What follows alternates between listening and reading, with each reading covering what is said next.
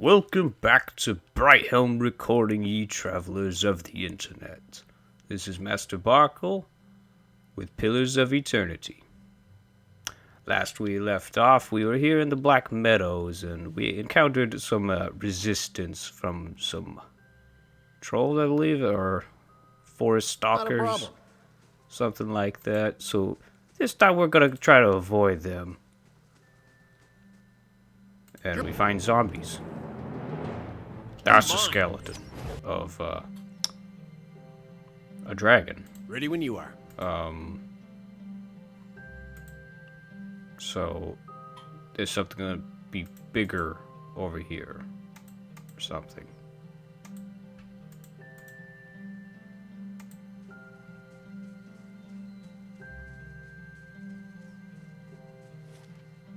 So this does allow me to just head to Cadnua.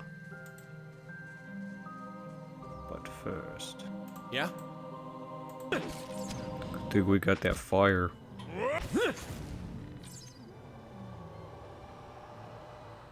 Pretty sure trolls don't like fire. Just a common troll thing. There's a lot of skeletons over here. Big skeletons. Hopefully it doesn't mean anything bad for me. We say trolls are stronger than dragons. Although the skeletons would mean they've been here a long while. So maybe the trolls just ate the dragon. This fight is mine! Durance, I'd appreciate you not getting yourself whooped. The overturned cart bristles with crossbow bolts, bloodstains dark in the cracked wooden slats.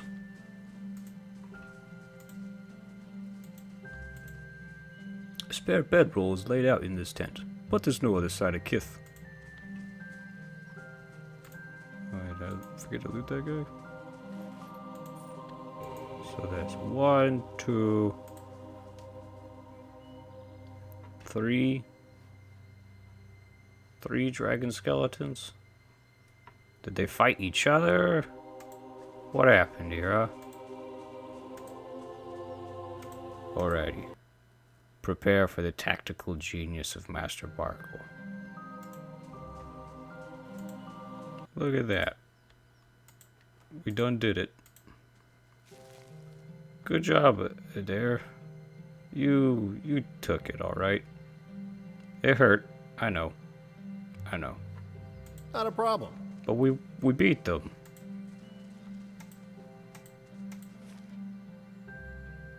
That's Ironwood. Let's head back to Gilded Vale. I'm remembering something. I want to go beat that bear up. Bam! We did it. Alrighty. Keeping an eye out. Yeah, there's nothing else. But loot. There's this purple goo. Great sword. Alright. Tunk, are you afraid to join us?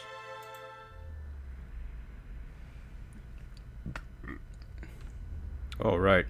I'm doing my watcha thing. A figure drifts, suspended in the musty air of the cavern.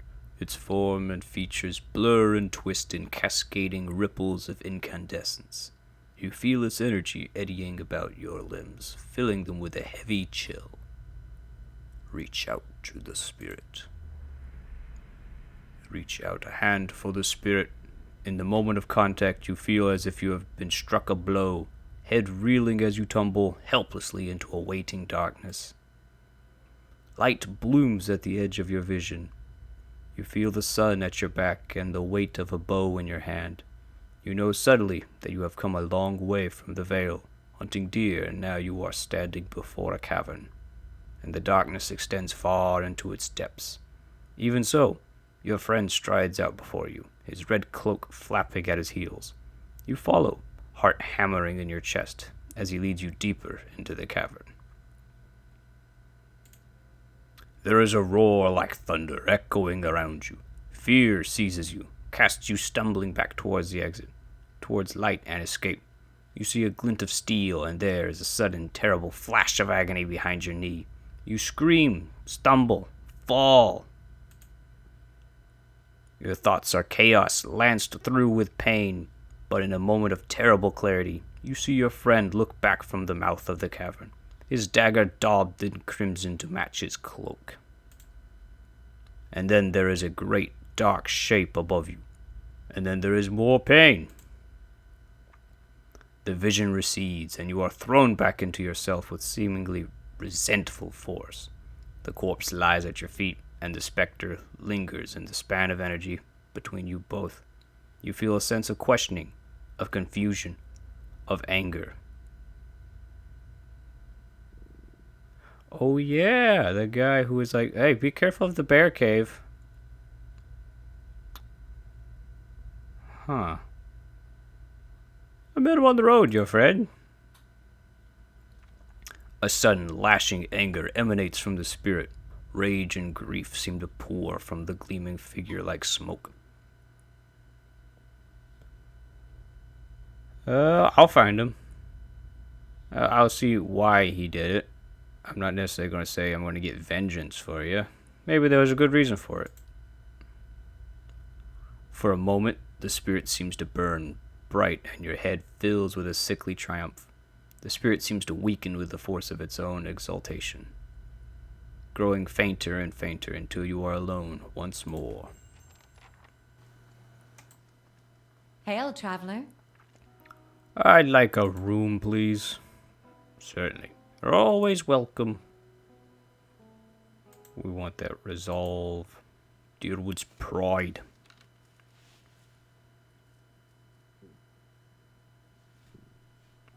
That looked like a restful sleep. I shall be discreet. Playing too much Diablo recently. Cat. Yeah?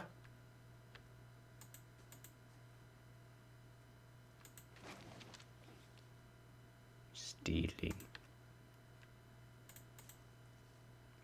A dear wooden woman is standing in front of the fireplace, humming a quiet tune to herself, or perhaps to her unborn child, for she is clearly quite pregnant. She turns her head slightly as you enter. How do you do? Well, finally, I was starting to think. The woman makes a startled noise when she turns around and sees you. Oh, I'm sorry, I was expecting someone else. She gives you a cautious smile. Can I help you? Nice cat. Oh, thank you. She's a sweetheart. Keeps the house clear of mice, too. What are you expecting? Uh-oh. My sister Kalisha is traveling with one of the caravans. She sent a letter before she came. She said she was going to pay her way by working as a guard for the caravan master. She always was the tough one. I don't suppose you've seen her on the road. Or the caravan, perhaps. It's Master Adama's. Yeah. The caravan was attacked. I escaped. Kalisha was caught in a bivouac. Alfra covers her mouth with a hand, eyes wide with horror.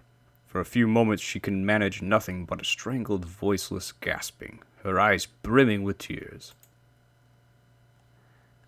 I knew. I told her it was a dangerous path to take. Kalisha was always so certain she could take on any danger. Oh, my poor sister.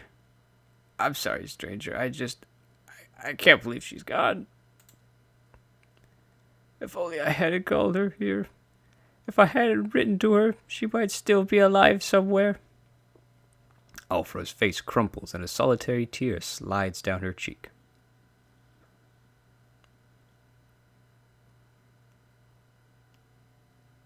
Well, this is kind of awkward.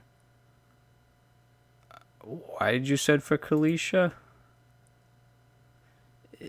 I'm worried about the baby, about the legacy.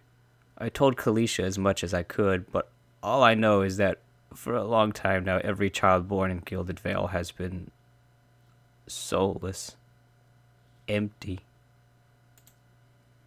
It's happened to so many mothers and Lord Redrick. He's exiled all of them, calling it a sign of the gods' disfavor. With my Hawthorne gone, I don't know how I'd manage if I lost my home too. I think I pronounced that right.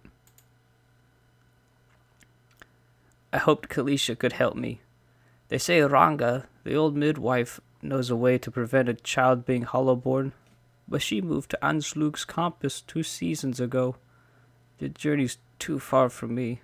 I can't make it as I am, but I don't have anyone else now. With Kalisha gone, please, can you help me? I suppose I could. I'll find Ranga. I'll think about it, you know. Alfra nods, though her expression falls. That's all I can ask. Thank you. She takes a shaky breath. I'm sorry. I just need a moment. She turns away, covering her face with her hands. Well, so there's this thing I've heard about called animancy. It might be able to help just stick a soul in that tummy of yours. Or just eat somebody. Maybe that would help. They'll like me one way or another. The gold-plated name tags mean they're backers for the Kickstarter. So they're just a few lines of dialogue, but they're not like actually important to the game. They're just unique characters that people have made, which is kind of cool.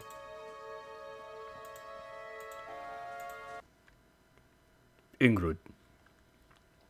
This man and woman appear to have been deep in conversation, working at closing 2 bulging satchels. They move to embrace until the woman notices you approach and pause. Her smile faltering a little. Good day to you. Can we help you? She looks to her companion, brows furrowing with confusion. Do you know this man, Anton? Yes, I think we met in the Vale Wood. I warned him about the bear. Glad to see you've made it. Was there something else you wanted? Oh, he's got the red cloak. You two are in good spirits for people who just lost a friend. That's unkind of you to say. I'm grieving my husband in my fashion. I'm only sorry I could not convince him to leave Gilded Vale before this happened. I'm relieved to be rid of this terrible place. That's all. It's cost me the greater part of my life, and now my husband, and I'm glad to be free of it. Well, I guess I'll just hit them on the nose. I know what really happened in that cave. I don't know what you mean. I told you the truth of it. Are you accusing him of something? If this is about the accident, we're both grieving Pearlie's loss, but it was a wild animal's doing. I mean, that is true. What would make you suggest such a thing?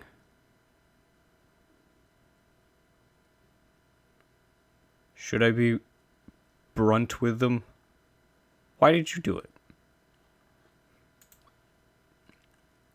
My friend? He was a cruel enough man to his friends. You didn't know him. You wouldn't defend him if you did. His hand falls to his sword belt. He's getting ready for a fight. Natan, wait. I don't know what you saw in that cave, but this isn't what you think. Pearlie, my husband, he was as much a beast as that bear. I tried to leave the first time. I suffered his temper, but he wouldn't have it. Nanton, we met, and I knew I'd found someone special, someone kind, who cared for me. Please, all we want is to leave this place, to start somewhere else. We've some coins saved up. You could have it if you'll only let us go. Shit. Hand it over. Thank you. From the bottom of my heart, thank you for your compassion. Sure. Let's go, Nantan. We have a long way ahead of us. Yeah, I believe them. Didn't take much to convince me, but I believe them. And that's all that's important. Oh, trouble. We know there's more grain in there, Trumbell. Sweener. We won't settle for scraps while you grow fat on our crops. First of you drunkards comes through that door, gets a shot between the eyes. Can't you hear me, Swainer? I'll put you down like a dog. Go away for now, lads. But we'll be back. Trumbell! And we'll have fair prices, or by the flame we'll have a reckoning.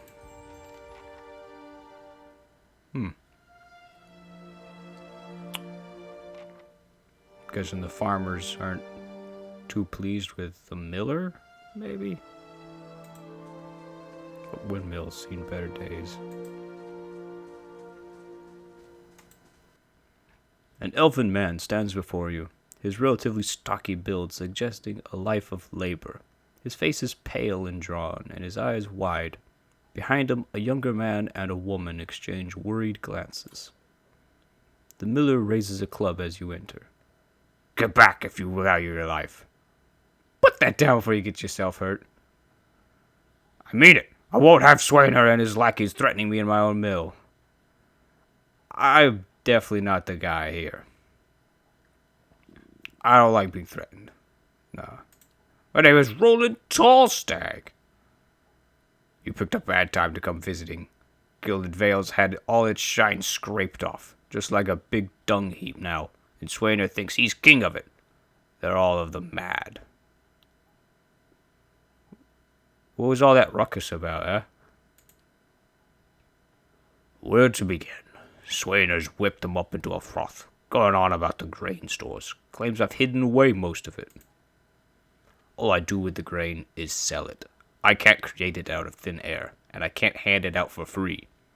I pay the farmers for the crop they bring in, and I sell what comes out of the mill. Most of it goes to the Black Hound on the west side of town for ale, and Swainer and his lot sure don't mind that part. Oh, they're drunkards. Okay. You take a look at the fields on the way into town.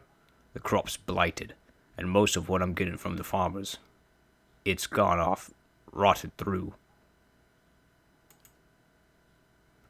I can't pay top prices for blighted wheat, and I've barely got enough good grain to go around. Swainer's howling after things he has no right to.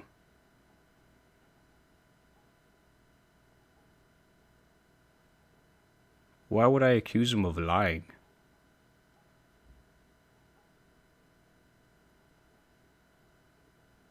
Huh. I'll go talk with Swainer then. I'd be grateful if you did. He won't listen to me anymore, but maybe you'll have better luck. Tell him we're all having a hard time of it, and we'll all have to make some sacrifices. We'll be in your debt for it, if you convince him. Do you have loot already? Oh, it's gonna be stealing, huh? Well.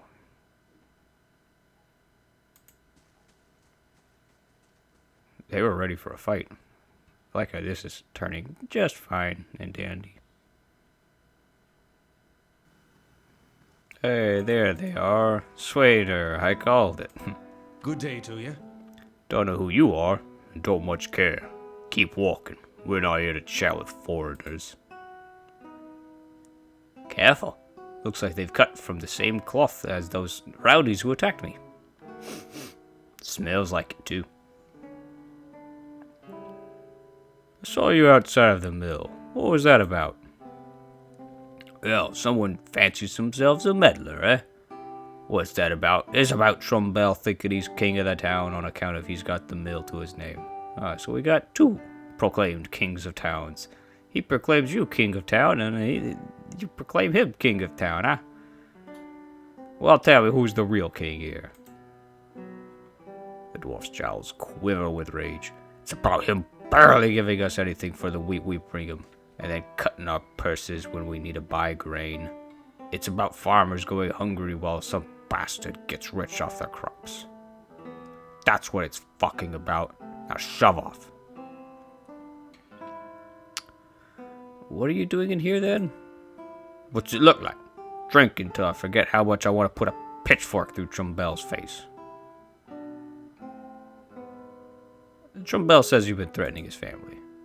Oh, I bet he has. All nobility, that Trumbell. 2 big, strong kids, Peter Soul and all of Gilded Vale. Coward sending out messengers to handle his business. Well, you could go and tell we haven't had a solid meal in days on account of him, and we can't afford a good drink on account of him. But we won't be bullied by some foreigner on account of them. Bruh, you're literally drinking. Hall swaying her up out of his chair. If you want to fight with Trumbell, let's make it a fair one. Hold on there. No need to get nasty. We won't go near the miller. Blazes, we haven't done a thing to him.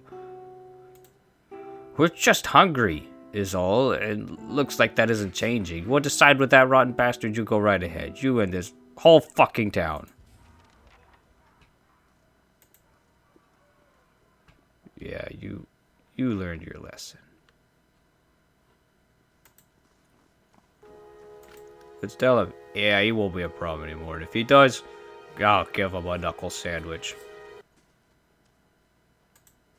Welcome. You're back. Have you any luck with Swainer? I spoke to him. And? What did he say? I'm convinced him to leave your family in peace. Why, that's great news.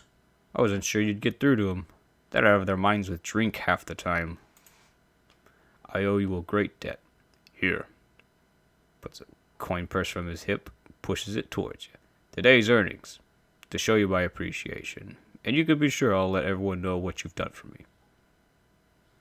Glad to help. 20.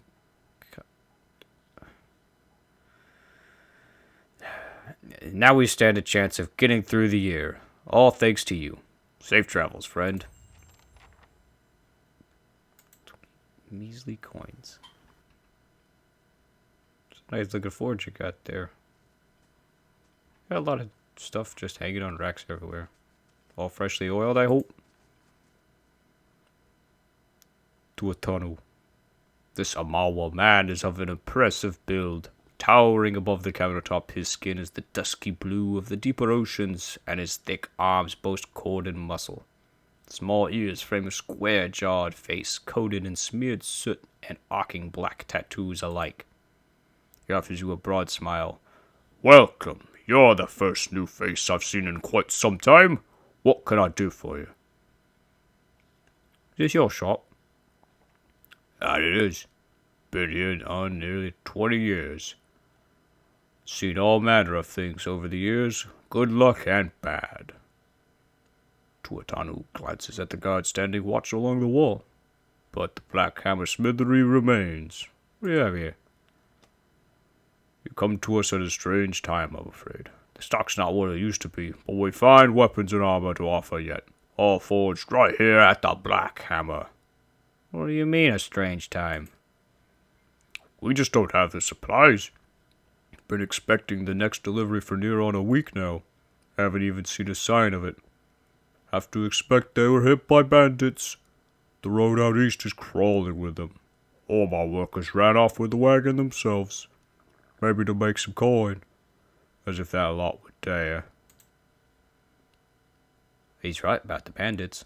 The dire situations in the villages like this and the exodus into the cities had created far too many opportunities for unscrupulous sorts. If you happen to be headed that way, maybe you could keep an eye out for a supply wagon, or my shipment at least. They'd be cutting through the Black Meadow. I expect only good road for it. I remember that. I think I know exactly what we got. As it is, most of our weapons go to His Grace, Lord Radrick. And that's as it should be. But it doesn't leave much for outsiders. We just don't have the iron. I already found the shipment. Don't worry about it. Why, so you have. This is excellent news. We can finally get back to work and show you real Black Hammer quality. None of these flimsy little swords. Here, I'll give you a taste. Might not have had much in the way of materials to work with, but it's still Black Hammer craftsmanship. You go on and take that. You gave me a door? I mean, I guess that's like a walk-in door for a kitchen. Be pretty heavy. Hey, here, some coin for your troubles, too. Did you find anyone with a wagon? Yep. Bandits took the wagon. Poor fools. Always told them they ought to hire some guards instead of palming the extra coin. I'll have to hire on more hands. Don't suppose you want to settle in Gilded Vale? Try some delivery work? You have my thanks for your assistance, friend. Give me some time to work the forge and you'll have the pick of your next run of weapons. Hail and well met. Always good to see a friendly face. Hope the Vale's doing kindly, do you? We've made good use of the supplies you brought us. Some of my best work. If you ever want to see our special stock, you just say the word. Oh yeah. Jaina's lance. It's a shield.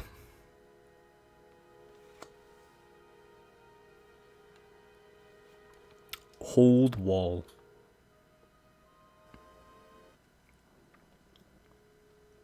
Hold, sir, but a moment. A hooded man waits upon the road, clad in a green cloak. He strides forward to meet you as you approach, and at a closer distance, his features are revealed for those of a younger man, though lined with weariness. He appears to be favoring his left leg as he walks, and there is a dark stain upon the fabric of his trousers under the knee. Even so, he greets you with a polite bow. I imagine Tuatonu was very grateful for the return of his supplies. He is a good smith, a good man at that, beholden to a cruel master, but a good man. Gilded Vale is full of such people. People who deserve better than to watch their home descend into fear and madness. I aim to save them, and I would ask you your help in doing so. What is it you want me to do? The man nods, standing a little straighter. It is a grim task that I ask of you, but I assure you, there is no other option. Lord Radric must be stopped. Too long has Gilded Vale suffered under Radric's madness. He would cure Widewind's legacy by ensuring there are none alive in the village to be afflicted. I fear his own wife, Ygritte, may be at risk. The man has no mercy in him. We have not stood idle. My people and I breached the defenses, intent on ending Radric's rule ourselves. We entered through the sewers under cover of night, but we were routed. There are dark creatures down there in the dungeons. The work of Radric's animancer. So, hang on, he hangs one, but leaves this one? Why is he like this one? Because it's a mistress. It falls to you. Lord Radric has called for further reinforcements, and soon there will be no stopping him. Our time grows short, and in this hour I must beg assistance where I can. He's going to owe us more than some rubble-strewn plot of land after this. Fling him from the ramparts, or else cut his head from his shoulders. I care not. Once his throne lies empty, Gilded Vale will have the stewardship that it deserves. Who are you? Only a man determined to see Gilded Vale restored to its former glory. There was a time, stranger, when Gilded Vale was worthy of its name. The crops gleamed like gold, and the village's people lived well. Well, I mean, if that's the problem, I don't know if you're going to be the man to fix it. I don't know about the golden crops, but there were less flies anyway. And what has become of it now? Whatever has caused the blight upon our lands, it is not the fault of its people. Radric looks to punish us for our crimes. We have not committed and in turn he is blind to his own.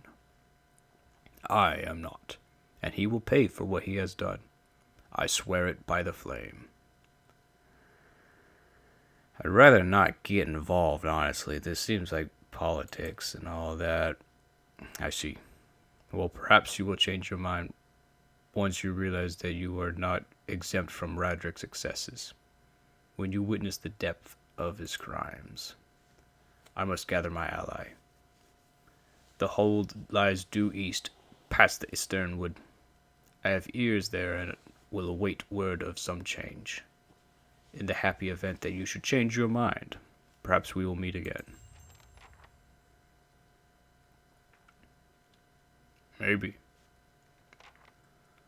But for now, there was that loot calling for me over in a place. What was it?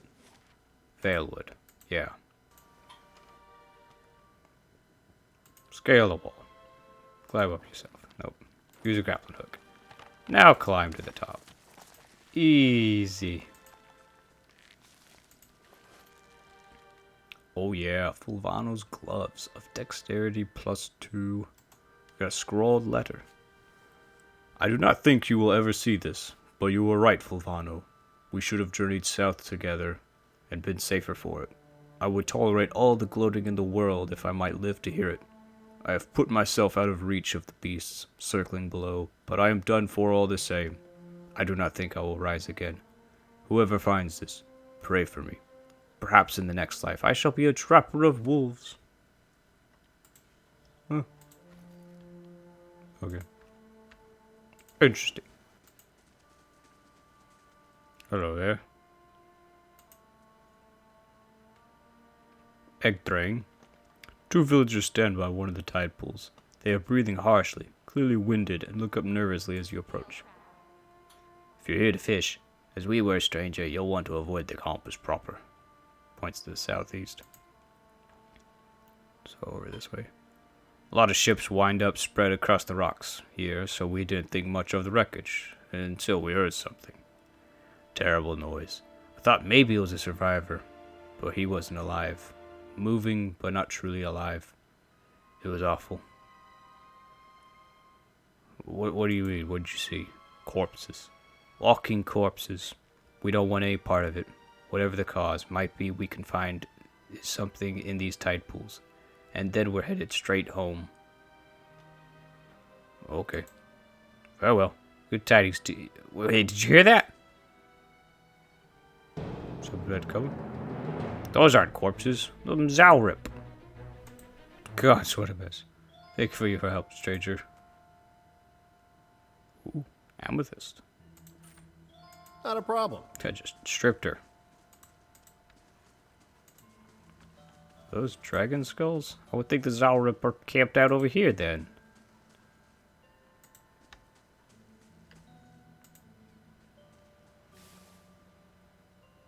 Page from Fulvano's travels. We just heard from this guy.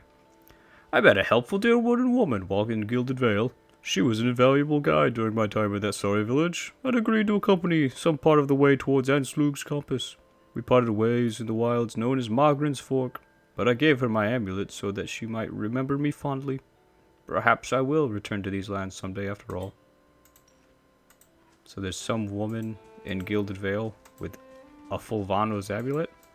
Does it give me more dex? Well, that's a dead guy. A dead Valian. Fulvano's letter. How is it that so grand a journey as mine should lead me here? The people of the Deerwood call this pitiable lagoon a sight to see, but all I have experienced here is misfortune. I thought to explore the cavern by the waters, only to discover it was home to sporlings. I went to see the vaunted compass, and lost the bulk of my letters when I tripped over some driftwood, and at last I made to inspect the dragon skulls nearby, only to be menaced by some foolish little Zalrips. I will return to Gilded Vale as soon as I catch my breath.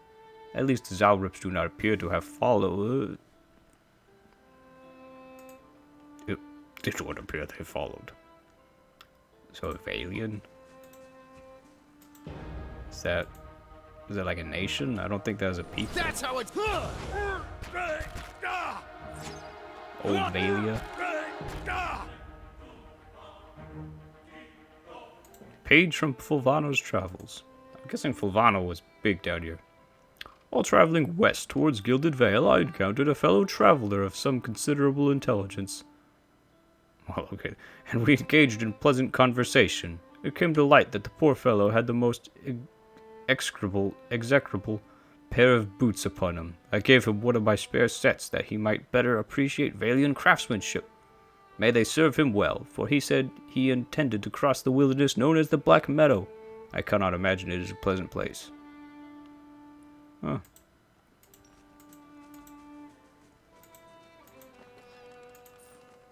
Wait. Isn't there... Ah, Fulvano's boots. Oh, I'm hearing all about this Fulvano guy.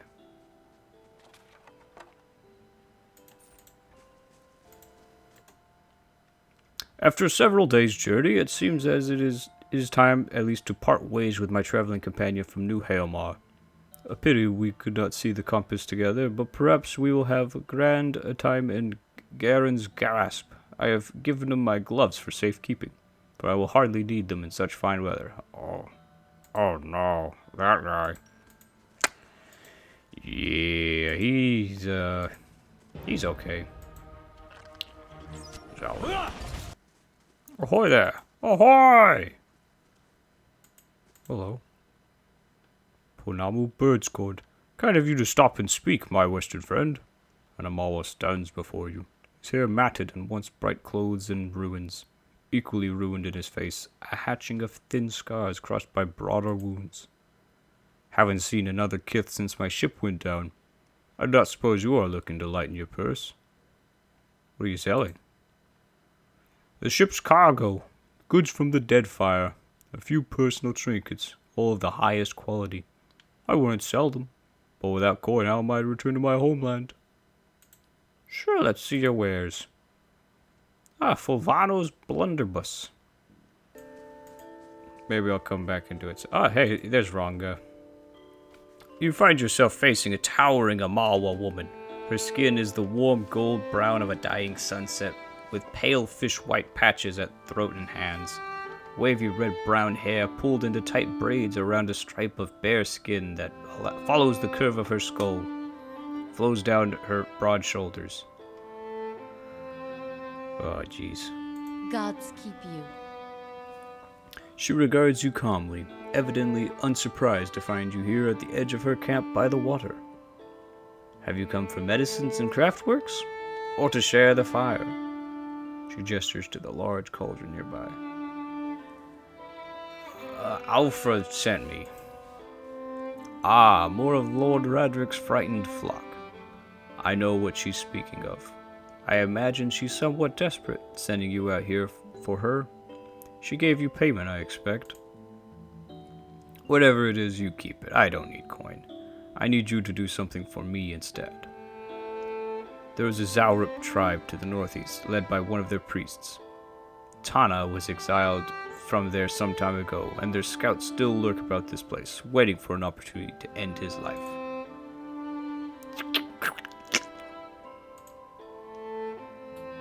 One day I'll have to go for supplies, and I will come back to find my assistant slain. How will I help anyone then? You rid me of this nuisance, and I will do what I can for Alfra, and throw in something for you too. Well, I already kinda did that. Truly? You are efficient with your favors. Here, something for your troubles. Good, and I shall set my full attention now upon the remedy for Alfra. I will get started on the mixture, but I need one more ingredient. Some spores from the creatures in that cave there. She points just north of the little stretch of beach. Sporelings, they call them. Is a useful material. I need one for the mixture. You are welcome to any others you find. Well, lucky for you. I got some spores. So you do, excellent. Give one here, and I'll add it to the cauldron. This should not take long.